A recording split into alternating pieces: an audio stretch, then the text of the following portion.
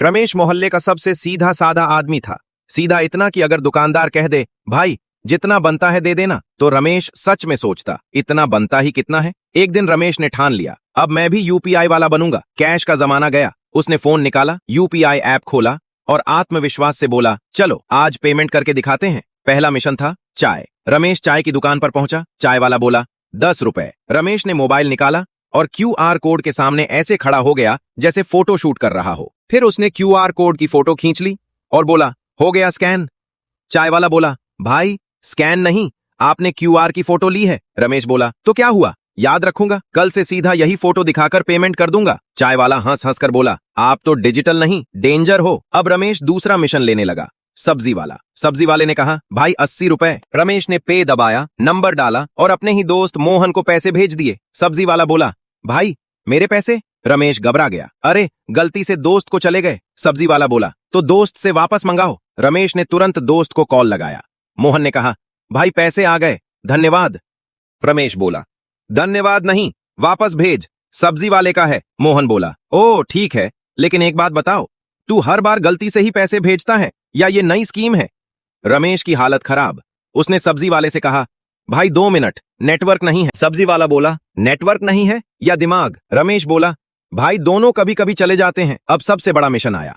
किराना दुकान पर 1100 रुपए का सामान। रमेश ने पूरे कॉन्फिडेंस से क्यूआर स्कैन किया, अमाउंट डाला 1100 रुपए और गलती से एक 0 और लगा दिया।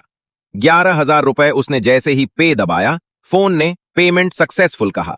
रमेश की आंखें ऐसे फैल गईं जैसे बिजली का बिल देखकर फैलती हैं। वो एकदम धीमे से बोला, भाई ये सक्सेसफुल बोल रहा है पर मुझे तो खत्म सुनाई दे रहा है। दुकानदार ने नोटिफिकेशन देखा और बोला, अरे 11,000 आ गए। रमेश कांपते हुए बोला, भाई वो 1100 भेजने थे।